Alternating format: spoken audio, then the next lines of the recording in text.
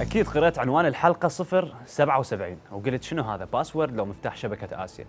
بالحقيقة لازم تقرأها هالشكل 077، وهذا الفيديو محاولة لتذكير الأجيال بما حدث قبل 40 سنة في شهر صفر عام 1977.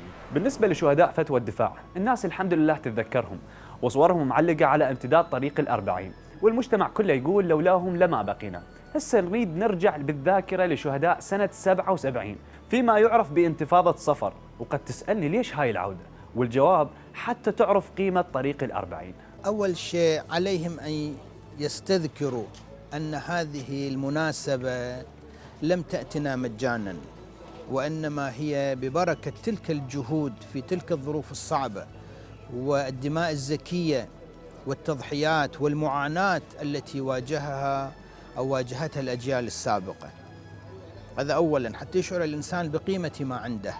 أحيانا الإنسان إذا يأتيه شيء مجانا وبسهولة يفرط به أيضا بسهولة لأن ما يشعر بقيمته. المواجهات بين زوار الحسين والسلطة الأموية والعباسية والدول المتعاقبة كانت موجودة أساسا، ولكن ما وصلت إلى نفس مستوى السلطة الدموية بالعصر الأخير. فمتى بدأت أول مواجهة بين زيارة الحسين والبعثيين؟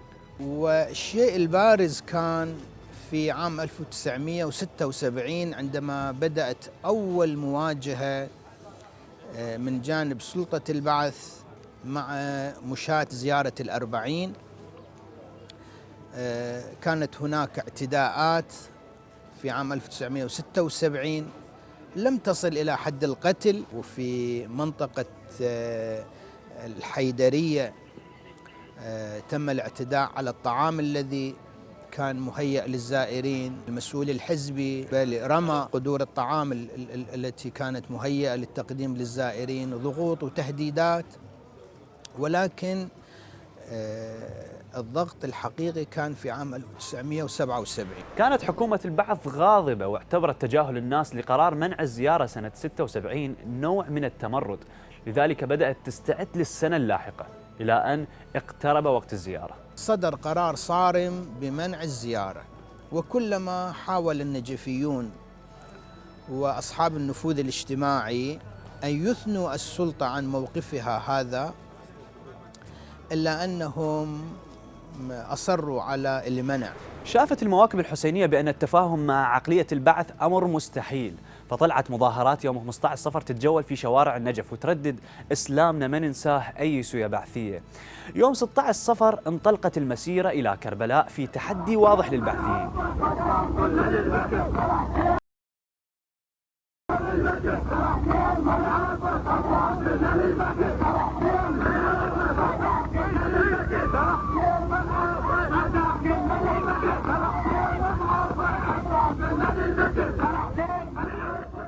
وصل زحف الأربعين لمنطقة خان النص وفتحت الحكومة النار على الزوار، واشتعلت المواجهة وسقط مجموعة من الشباب واعتقلت مجموعة أخرى تم إعدامها فيما بعد، وطبعا بعضهم تم إعدامه باقتلاع عينيه.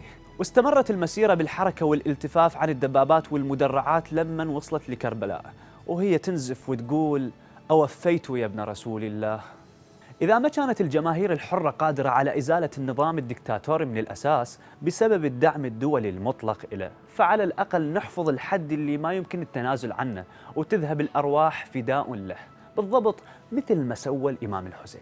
حصلت هاي الأحداث يوم 17 صفر على طريق النجف كربلاء، والآن بعد 40 سنة تشاء حكمة الله أن تقام بنفس الطريق ونفس اليوم أطول صلاة جماعة ممتدة على فراش المواكب الحسينية، ويسألونك عن قوة الحسين. زين، هذا كان بالنسبة للجهة الجنوبية من كربلاء، وأما على الجهة الشمال والزوار اللي جايين من بغداد فما كانت الحكومة قادرة تفتح مواجهة مع الجماهير على جبهتين. في سنة 77 لما كان النظام السابق يحاول بكل جهده أن يمنع هذه المسيرة الولائية، كان يقابل إصرار من قبل المؤمنين على مواصلة الطريق وعلى مواصلة المسير. جئنا في هذه السنة التي طوقت فيها كربلاء تطويقا كاملا بالدبابات وبقوات عسكرية. أذكر أننا جئنا من بغداد، لعله من المسيب، اجينا مشيا على الأقدام إلى كربلاء، فواجهنا مرتزقة النظام بالتفتيش وبالحدة والمواجهة، وحاولوا منعنا ولكن ما تمكنوا، لأننا كنا نهتف هتافات فيها تحدي، بحيث رغم دباباتهم رغم قوتهم خافوا من عندنا فدخلنا إلى كربلاء. بعد هذا اشتد المنع وأصر البعث على قطع هذا الطريق اللي يعلم الناس شلون تتحدى السلطة الظالمة.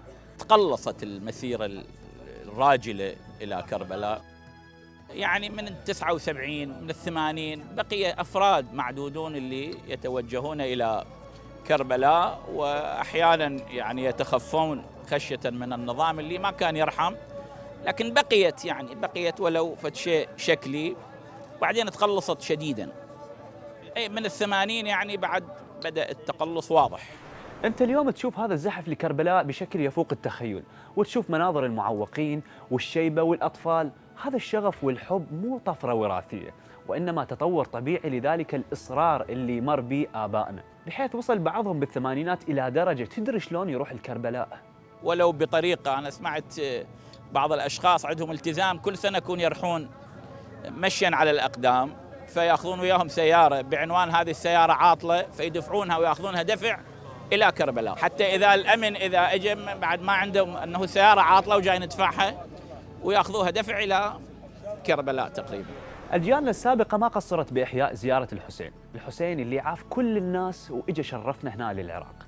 بس يا ترى هذا يعفي جيلنا الحالي أو الأجيال اللاحقة من تحمل المسؤولية وحمل رسالة هذا الرجل اللي ترك الكل واختارنا؟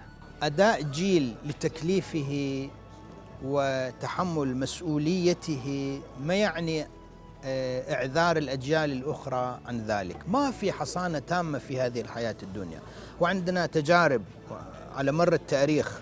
اكو ناس طريقة تفكيرها هالشكل، يريد الامور تمشي بهدوء ويكون ما ينخدش ولا خدشه وما يخسر من جيبه ولا فلس ولا يتعرض لاي ضغط، بس الظاهر عقد الولاية مع الحسين ما يجي بهالطريقة.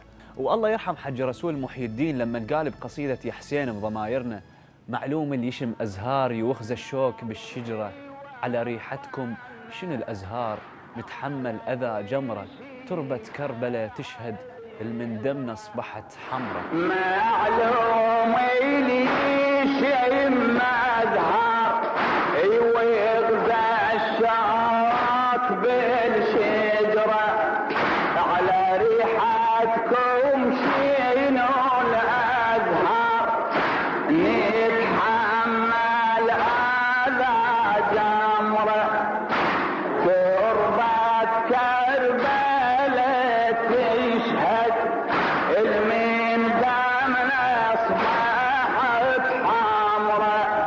وهذا الفيديو رسالة للشباب بأن تضحية يوم ما تعفينا كل يوم، لذلك يجب أن نبقى في كل زمان وكل يوم معكم لا مع عدوكم.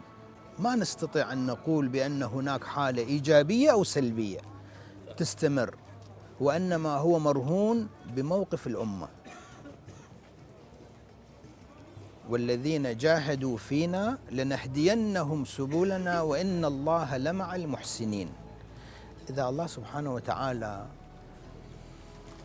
يريد من الحسين أن يضحي بنفسه ويضحي بعائلته ويضحي بأبنائه وأصحابه، والإمام الحسين إخلاصه أكثر من إخلاصنا، ولكن الله سبحانه وتعالى ما اكتفى من الحسين بإخلاصه وإنما كلفه بالتضحية. فإذا الإمام الحسين عليه السلام هو كلف بالتضحية، فكيف نحن يقبل منا النية المجردة؟ إذن كل مجتمع لابد أن يتحمل مسؤولية. المجتمع الذي لا يتحمل مسؤولية من الطبيعي أنه النعمة تتحول إلى نقمة عليه.